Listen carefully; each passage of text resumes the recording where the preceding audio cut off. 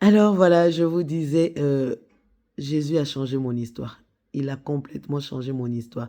Donc j'étais à la partie où je vous disais aujourd'hui, euh, mon mari me donne le code de son téléphone et j'oublie.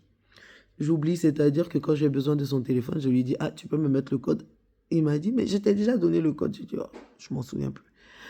Chose avant, le code, je ne pouvais pas l'oublier. C'était impossible que je l'oublie. Bref, donc j'ai passé ouais, 2 mois et demi au pays. J'étais vraiment dans un mouvement de bonheur total, de ouais, waouh. Comme les premiers, comment on appelle ça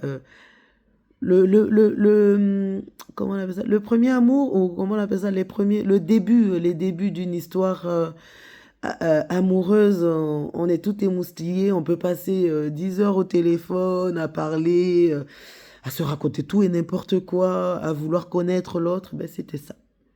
C'était ça. Je rêvais de connaître encore mieux le Seigneur. Voilà, je voulais plus, plus, plus, plus, plus, plus. Donc j'ai passé 2 mois et demi à me nourrir de la parole de Dieu, à apprendre à connaître, à lire, à lire, à lire, à essayer de comprendre, à parler avec le pasteur, à échanger. Bref, magnifique, merveilleux, moment énorme. Et ensuite, bah, de retour en France. Je suis revenu en France, je crois, janvier, février, oui, mars par là, je crois. Et ben, on revient en France. Je n'avais pas d'église, je connaissais pas d'église, donc je continuais à me rattacher, à lire la parole. Mais combien vous savez que c'est difficile de maintenir cette effervescence tout seul à la maison et tout. Mais franchement, je le faisais. Dieu me faisait grâce, je le faisais.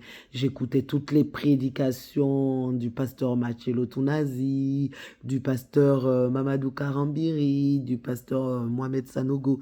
J'écoutais vraiment H24 les prédications. À tel point qu'à un moment, mon mari a eu cette petite jalousie par rapport à Jésus, pour me dire, mais Dieu, Dieu, Dieu, en gros, entre griffes, hein, euh, c'est soit Dieu, soit moi, quoi. Avant, c'était moi qui étais hyper jalouse. Et là, c'était lui, jaloux, entre guillemets, hein, je dis bien entre guillemets. Jaloux, pas d'un homme, mais de Dieu. Parce que j'avais vraiment cette, comment on appelle ça, cette alchimie pour notre Seigneur Jésus. Donc, c'est vrai, j'ai pas été bien non plus parce qu'il trouvait pas sa place dans cet amour, quoi. Et donc, quand il m'a sorti, ben, soit Dieu, soit moi, j'ai dit, si je n'avais pas rencontré Dieu, toi et moi, nous ne serions pas là. Voilà ce que j'ai dit. Et, bon, Dieu a fait grâce et j'ai pu finalement trouver une église par le biais aussi d'une patiente. Comment ça, d'une patiente? Je faisais les soins à domicile à Genève. À cette époque, j'habitais à Gex. Donc, je faisais les soins à domicile à Genève et je suis arrivée m'occuper d'une patiente et on parlait, je parlais de Jésus. Vous savez, au début de la conversion, on est tout zélé, tout foufou et tout. Ben, voilà, c'était Jésus partout, Jésus partout. Donc, on est arrivé à parler de Jésus et tout.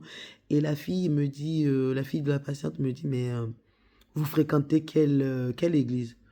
J'ai dit, bah, aucune, je suis en ligne et tout, j'ai pas trouvé d'église ici et j'ai pas envie d'aller dans n'importe quelle église et bref, je lui ai dit ça et elle me demande, mais donc elle me donne une adresse sur Genève d'abord et après elle me demande, mais vous habitez où vous? Je dis à Gex et là elle me dit, mais il y a une église évangélique à Gex, l'église évangélique de Réveil de Gex et donc elle me donne l'adresse et tout. Je vous assure que le dimanche d'après, je travaillais pas. Je suis partie chercher l'église, donc je prends ma voiture, accompagnée d'une amie aussi. On cherche, on passe, on cherche l'église, on trouve pas et je décide de faire le tour du rond-point, de revenir parce que l'adresse qu'elle m'avait donnée, le GPS disait c'est vous êtes arrivé et tout. Et là, donc du coup, je fais le rond-point, on repart en arrière. Et là, je vous assure, mes yeux tombent sur la pancarte Église évangélique de réveil de Gex. Et vous savez quoi?